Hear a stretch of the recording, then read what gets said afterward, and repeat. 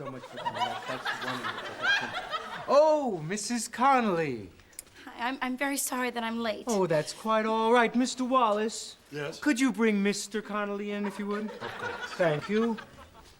Mr. Marlett, I wanted to thank you again for your very reasonable rates.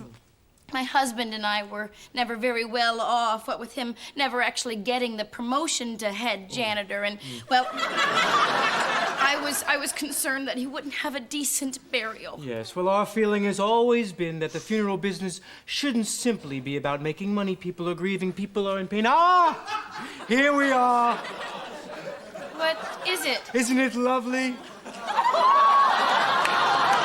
This must be the demonstration model. Oh, no, this is your husband.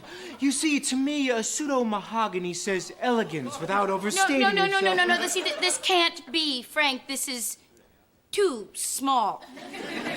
Well, it looks small from a distance. We're 4 feet away. Exactly. Mrs. Conley, it's called perspective. You see, the farther away something is, the smaller it appears. But when you come closer, voila! It's definitely still too small. Yes, but it is larger than it was. Can I please look inside? Oh, yes, of course. Mr. Wallace. Oh, my God! What, it's not your husband? No, it is my husband. Oh, well, then there's not a problem. No, Frank was over 6 feet tall. Mrs. Conley. Please don't be offended by this, but is it possible that your husband wore lifts? My husband played college basketball. Oh, what position? What difference does it make? Well, guards are generally smaller. Wait. Now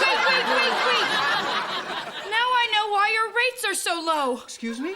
You chop up the bodies so that you can fit them into those tiny caskets. Now, Mrs. Conley, did I mention that the casket would be surrounded by floral arrangements that will give it a certain largeness? I demand to know what you've done with his legs. Whose legs? My husband's legs. With all due respect, Mrs. Conley, what would I possibly want with your husband's legs? I already have two. Yes.